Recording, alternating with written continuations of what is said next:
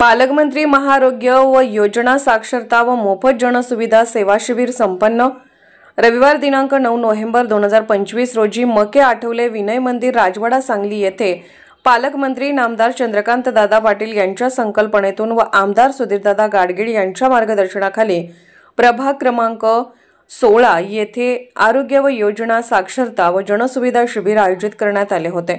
या शिबिराचे उद्घाटन आमदार श्री सुधीरदादा गाडगीळ व माजी आमदार श्री नितीनराजे शिंदे यांच्या हस्ते झाले। यावेळी माजी नगरसेविका सौ स्वातीताई शिंदे, माजी नगरसेवक श्री उत्तम साखळकर, भाजपा युवा नेते सुजित राऊत, भाजप ज्येष्ठ नेते श्रीकांत शिंदे, मध्य मंडल अध्यक्ष राहुल नवलाई, गजानन नलवडे, आनंद चिकोडे, मंडल सरचिटणीस ईशा साठे यांच्यासह बहुसंख्य कार्यकर्ते उपस्थित होते। या कार्यक्रमाला भाजपा महिला मोर्चा जिल्हा अध्यक्षा सौ स्वातीताई खाडे व सांगली शहर निवडणूक प्रमुख शेखर इनामदार यांनी भेट दिली।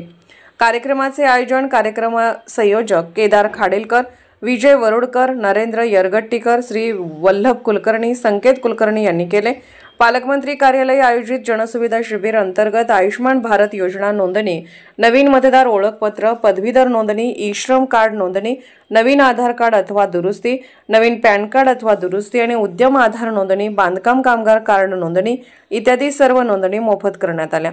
या शिबिरात 600 पेक्षा जास्त लोकांनी याचा लाभ घेतला। या प्रसंगी प्रभागातील भाजपाचे मध्य मंडळाचे बहुसंख्य कार्यकर्ते, शक्ती केंद्र प्रमुख व बूथ प्रमुख व भाजपा समर्थक मोठ्या संख्येने उपस्थित होते। नमस्कार, मी स्वाती खाडे, महिला मोर्चा जिल्हाध्यक्ष सांगली जिल्हा। आज इथे मला स्वातीताई शिंदेने इन्व्हिटेशन दिलं आणि इथे शिबिर लागले। बऱ्याच योजनांचं आपण मार्गदर्शन करतोय जनतेला, हे बघून खूप बरं वाटतं।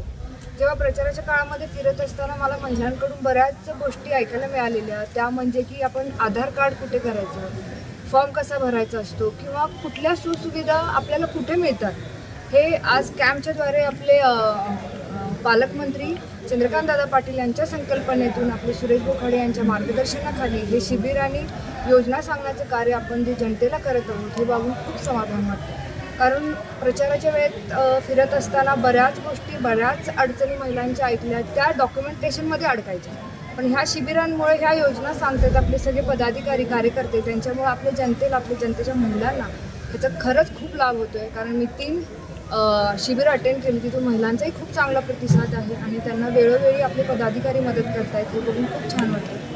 हा संकल्प असाच आपले सरकार पुढे राबवत जावं अशी इच्छा व्यक्त करते। की 50% महिला 50% पुरुष असंच आहे, म्हणजे मी जास्त महिला संघटित करायचं कार्य करेन, त्यांच्या ज्या अडीअडचणी आहेत, त्यांचे जे प्रॉब्लेम्स आहेत ते सॉल्व्ह करायचा प्रयत्न करेन आणि महिला सक्षम कशा होतील त्याच्यावर जास्त। राज्याचे मंत्री तथा सांगलीचे पालकमंत्री चंद्रकांतदादा पाटील तसेच कार्यसम्राट आमदार सुधीरदादा गाडगीळ, आमच्या नेत्या जयश्रीताई पाटील या सर्वांच्या पुढाकाराने व सहकार्याने आज सांगलीत बऱ्याच ठिकाणी आरोग्य शिबिर घेत आहोत। म्हणजे जवळजवळ प्रत्येक वार्डात आत्ता हे शिबिर चालू आहे, म्हणजे क्रमानं चालू आहे। आज 16 नंबर प्रभागात त्याचं आयोजन केलेलं आहे।